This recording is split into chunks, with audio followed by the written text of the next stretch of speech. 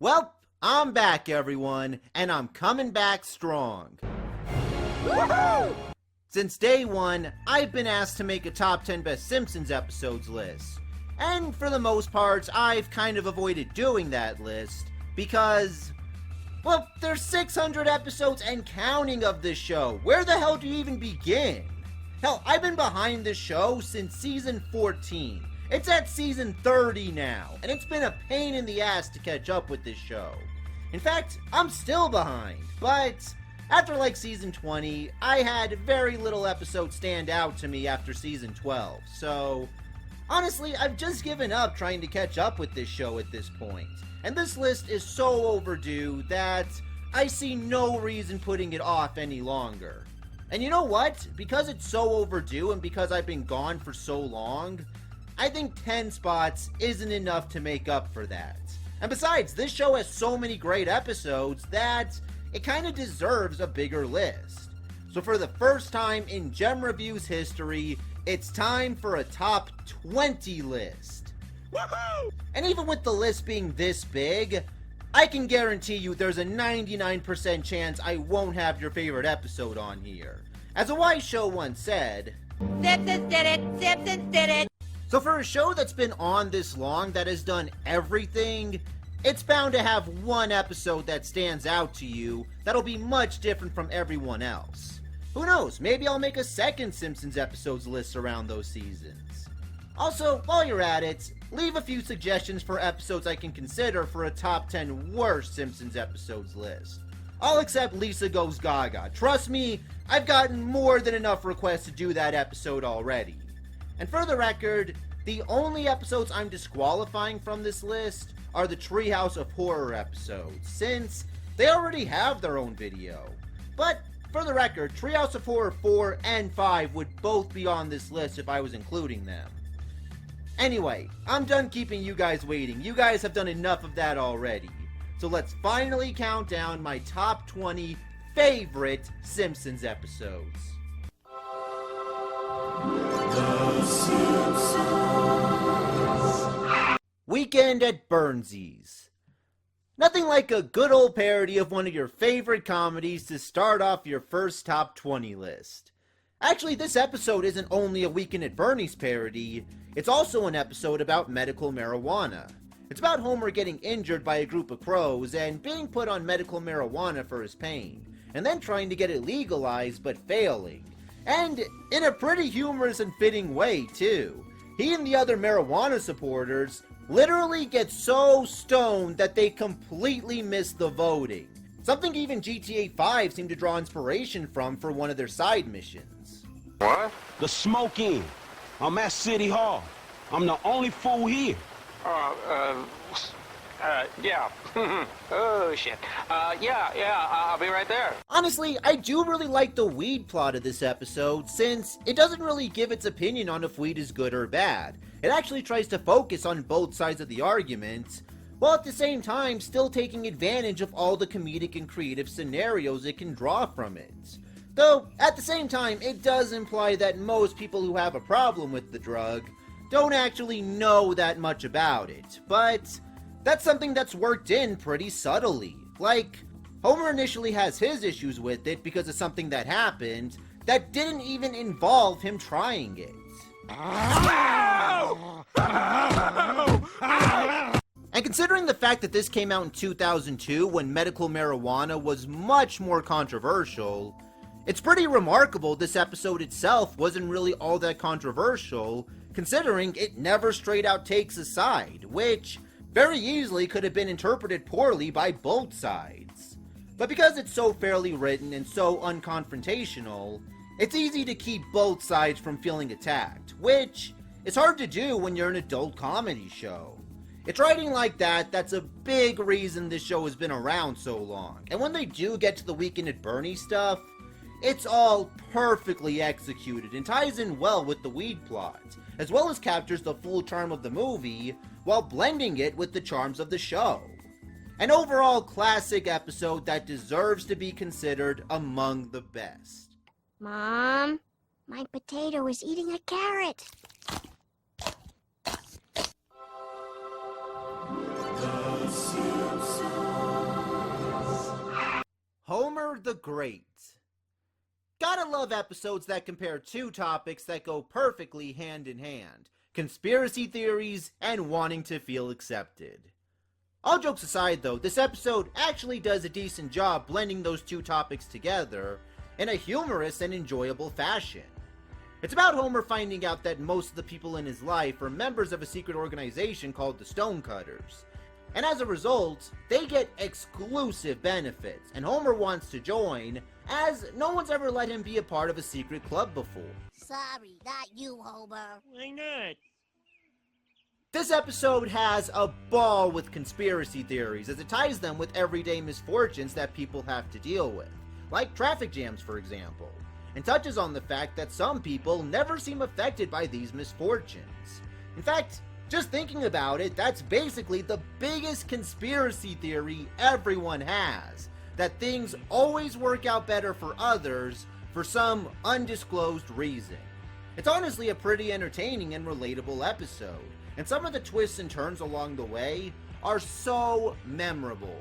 For lack of a better word, Homer the Great is simply great. Who robs game fish of their sight? Who rigged every Oscar night? We do. We do.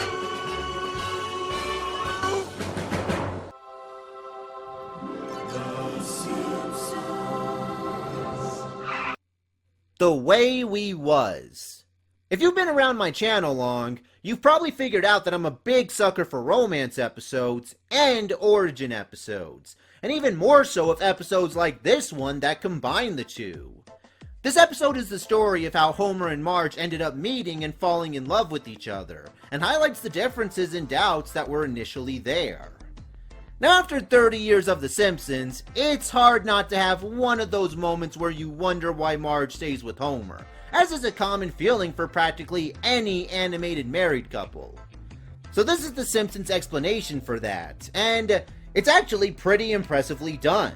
All the worst qualities Homer has are immediately exposed to Marge, and in some pretty damn funny ways, might I add. You're the ignoramus. No, you are. Homer, would you like to present your rebuttal? With pleasure. Ay, caramba! I'm not really in any French class. This was just a brilliant scheme to get to know you better. But you see all the work Homer puts in and all the lengths he's willing to go through just to be with Marge. And despite messing it up a couple of times, he still tries to prove himself to her and prove that they would work well together. It's the kind of effort you'd never expect Homer to go through, which is exactly what most episodes need to do to make backstories like this work. No deal. Lois may be worth $1 million to you, but to me, she's worthless. I love her, Mr. Pewterschmidt. Oh, Peter. And even today, this backstory still works well enough to make you understand how deep their love for each other is, that it's an all-around touching episode, as well as jam-packed with some really clever jokes, mostly with John Lovett's cameo, and Homer blissfully unaware of the future that's in store for him. Boy, you never stop eating and you don't gain a pound. It's my metabolism. I guess I'm just one of the lucky ones. An episode I'd recommend to the rare breed that is a Simpsons newcomer. Once you stop this car, I'm gonna hug you and kiss you, and then I'll never be able to let you go. And I never have.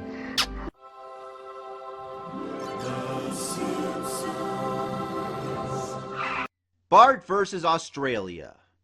This is one of those episodes that just gets funnier and funnier each time you watch it.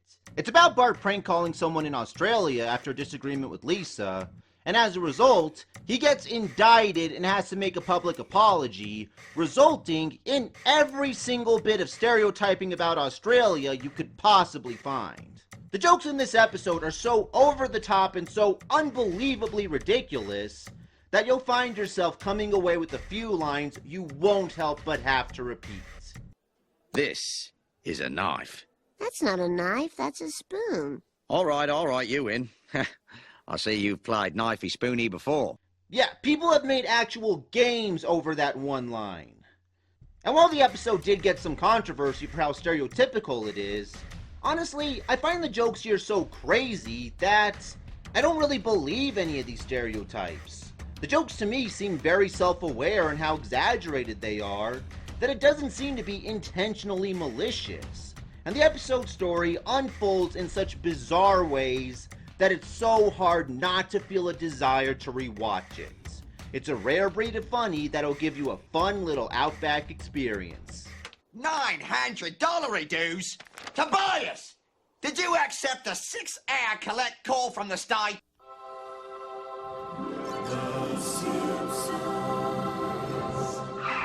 Lisa's Wedding. While I'm a big sucker for episodes that show characters' backstories, I do also really enjoy episodes that show characters' futures, especially since future episodes have more excuses to change, whereas backstories really have to commit to what's in them being set in stone. And as a result, most future episodes are able to have a hell of a lot more creative freedom. This episode delves into the future and shows Lisa meeting a boy named Hugh, who she falls in love with. But because Hugh is a prestigious and snobbish fancy pants, he ends up being frightened pretty heavily by Lisa's family. So, this driving on the left makes you feel more at home, huh, you? Now, while it is a future episode, there are actually a lot of great shots in here towards romance in the media, as initially Lisa and Hugh despise each other before randomly liking each other. And it does everything in its power to make sure the audience knows they are openly making fun of this trope, even ribbing the people who won't get that it's a parody. First they hate each other, now all of a sudden they love each other. Oh, it doesn't make any sense to me. Of course not, you're a robot. Hugh meeting the family is also really enjoyable. Even before he meets them, it's easy to predict it won't go well. But the way things unfold still keep you on your toes. And a big reason for that is because a lot of the humor is more in Hugh's reactions as opposed to what the family is doing. Enjoy. Oh, still warm. But this episode also manages to work in a nice amount of heart, as Homer reveals he has these 2 cufflinks that he treasures because of his own wedding day, and actually makes a heartfelt gesture in asking Hugh to wear them. Honestly, when an episode manages to focus on both the humorous and serious parts of a topic in such a true fashion like this, it's impossible not to consider it among the best episodes of a series. Wow, Lisa. Looking at you makes me want to get married for a 3rd time.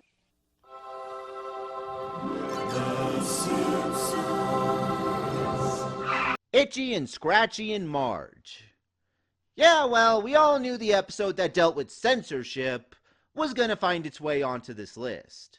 This episode is about Marge setting out to take violence out of cartoons after Maggie, in a really good parody of Psycho, injures Homer by recreating what she saw in Itchy and Scratchy.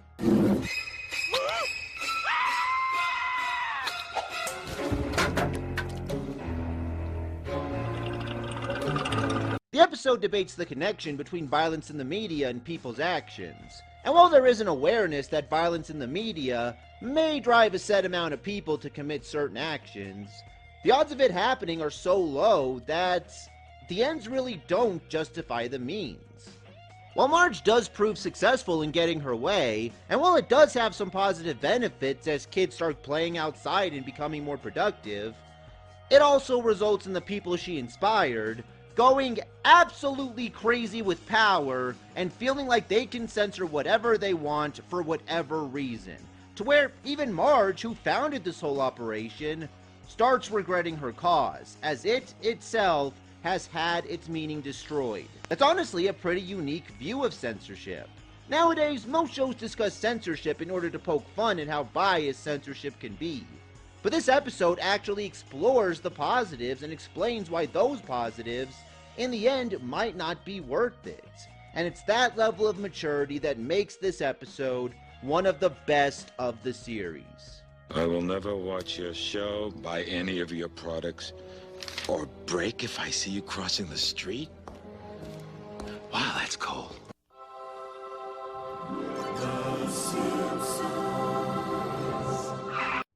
Homer Badman. Now, I did touch upon this episode in my Homer's Enemy review, so I guess it's no surprise I consider it one of the better episodes of the series. And it's kind of shocking because this episode has a trope that I almost always can't stand, the false accusation trope. But this episode is using that trope to discuss one of the most perfect messages for it, actual false accusations and their repercussions. It's about Homer driving the kid's babysitter home, and after realizing she sat on some candy, he tries taking it off her pants, only for her to think he was sexually assaulting her, resulting in Homer becoming a pariah that the town and media turn into public enemy number one.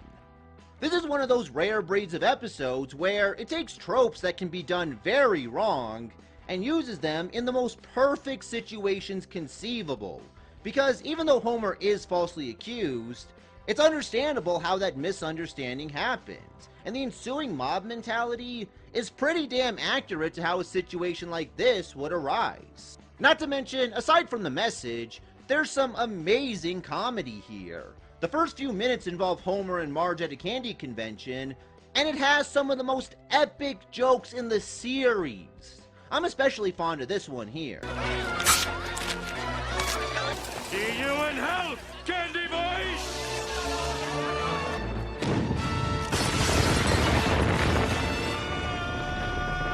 But the shots of the media are not only really funny as well, as Mr. Enter said in his review of this episode, they still hold up really well, especially the hard copy parodies, and the fact that the episode ends with no one really learning a thing.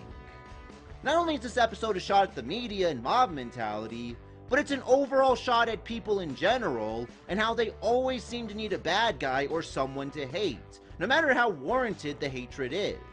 And seeing as this episode is over 20 years old and is more accurate today than it was then, I think it's safe to say this is a lesson that will not soon be learned. But, hey, I guess that means this episode will always be relevant, and that's honestly pretty remarkable. That's okay. Your tears say more than real evidence ever could.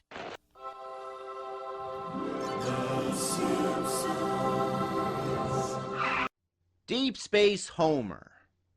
Not only a classic episode, but arguably one of the series' all-time funniest and memorable episodes. This episode is about Homer feeling underappreciated and worthless, and NASA trying to boost their ratings by having an average American go into space. And they end up holding a contest between Homer and Barney to find the best average Joe for the job. Yeah, just from the title, you know this episode is going to write itself. Homer is the biggest comedic goldmine for a space episode, since he's the exact opposite of what an astronaut should be like. There's also a few great references to 2001: A Space Odyssey that combine the beauty of the space scenes with Homer's classic Homerness.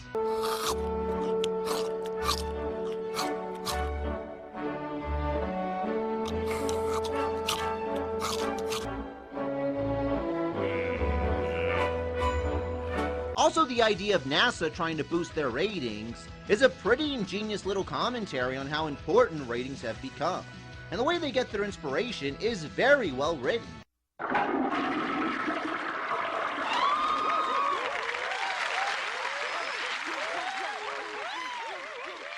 Why, they're all a bunch of blue-collar slobs. People, that's who we need for our next astronaut. That's probably the only reference to toilet humor that's both obvious and subtle.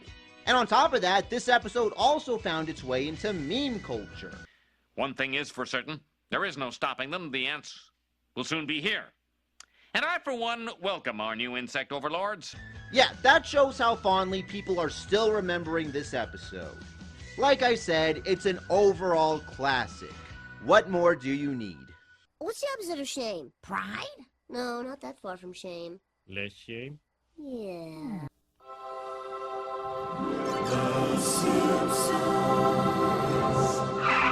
A Fish Called Selma. This is probably one of the more beloved episodes of the entire series, and focuses on the topic of loveless relationships and how celebrities exploit them to stay relevant, as well as shows another side to one half of Marge's bitter sisters, and makes her a relatable character despite her constant pessimistic personality. It's about Troy McClure, who you may remember from such classic episodes like A Streetcar Named Marge, Bart the Mom, and The Itchy and Scratchy and Poochie Show. marrying Selma to revive his career after a sex scandal ruined it. First off, Troy McClure is arguably one of the more well-known minor characters from the show, even today, despite the fact that his character hasn't been used since 1998, when his voice actor, Phil Hartman, tragically passed away. And this was the only episode where McClure was a main character. And he couldn't be more fitting, as he not only encompasses many celebrity stereotypes, but he manages to still be enjoyable despite being such a careless character. Cigarette, Mrs. McClure? You bet. From now on, she's smoking for two.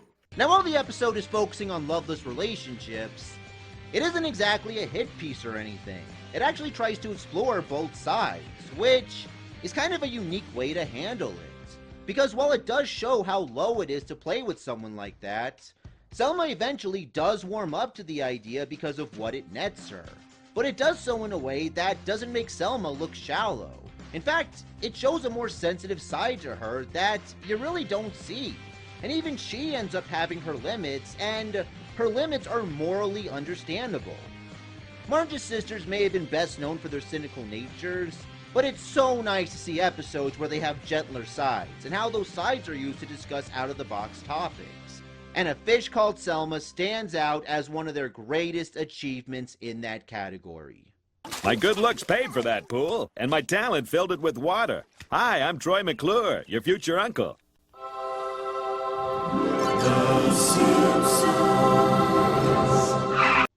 You only move twice. This is an episode that many people will argue is not just one of the best of the series, but one of the best ever. And yeah, it's so hard not to see why. It's by far one of the most memorable episodes. It's about Homer being offered a new job in another city, and while Homer enjoys his new job due to him being treated with massive amounts of respect, his family is miserable in their new surroundings, as all the things they took for granted in Springfield end up being absent in this town. Now let's be honest, what makes this episode so memorable is one lone character, Hank Scorpio. He's the most energetic, most quotable, and most interesting one-time character in the show's history. Hey, look at my feet. Okay. You like those moccasins? Look in your closet. There's a pair for you. Don't like them? Then neither do I. Get the hell out of here. Ha! Ever see a guy say goodbye to a shoe? Yes, once. Yeah, the writers must have been on a serious coffee binge when they were writing this guy. But not only is he funny, what makes him so interesting is not only is he an all-around nice guy to Homer and always treating him well, he's also one of the most evil supervillains in the world. And yeah, surprisingly, it works. This guy is so optimistic and has such a lust for life that it's hard not to root for him despite him being a clear-cut villain. It's a pretty funny payoff too when it's revealed, because nothing about him screams bad guy. Say, before we continue our tour, would you mind hanging my coat up on the wall, please? Mm-hmm. Relax, Homer and Globex. We don't believe in walls. Matter of fact, I didn't even give you my coat. Hmm? Also, the exploration of Homer's family is pretty relatable, because in a way it's a nice little depiction of homesickness, as all these things the family took for granted, like Bart squeaking by at school or Marge's wifely duties, are all taken away in this new environment. And it's pretty interesting to see Homer have to make the most adult decision he can make at the cost of his own happiness. This is one of those episodes where nothing feels out of place, even though so many things in it don't usually go together. But that's the thing about The Simpsons. It's created its own style of humor, a style that relies on making things that don't go together somehow go together. And it stands out and works for so many different scenarios. It's a style that you will see in most of its episodes today, and to me, You Only Move Twice is one of the prime examples as to how the show perfected that. Sure, do you expect me to talk? I don't expect anything from you except to die and be a very cheap funeral. And that'll do it for the first part of this list. Guys, I am so sorry for being gone so long. I really did intend on getting this video out much earlier in the month, but after graduating from my coding camp, I started a job only a few days later working with an app that's beta testing in New Mexico called AdWallets. It's been a really fun experience and all, but I really wanted to settle in with that first before I got back to YouTube, hence why it took me a little longer than expected. And you also may notice that this video was a bit different from my others, as not only do I have a new background courtesy of my good friend the one and only C.R. Martin, thanks again for this background, buddy, but you probably noticed some of the editing was a bit different. That's because I actually got someone helping me edit now. A friend of mine named Tom, who also graduated with me, and on top of that is also my coworker at AdWallets. He unfortunately doesn't have a YouTube channel, so I can't shout out his channel, but if he ever starts one, I'll let you guys know. Also, one last thing. I know Christmas is coming up, and I do intend on making videos for that, but I only plan on making one Christmas video this year, since I am so behind on my videos now. Anyway, thank you guys so much for being patient with me. It really was nice to see so much support and understanding when I said I was going to step away for a bit. And now that I'm refreshed, hopefully I'll have better videos to come in the future. So thank you all for watching, and I'll see you in the next review.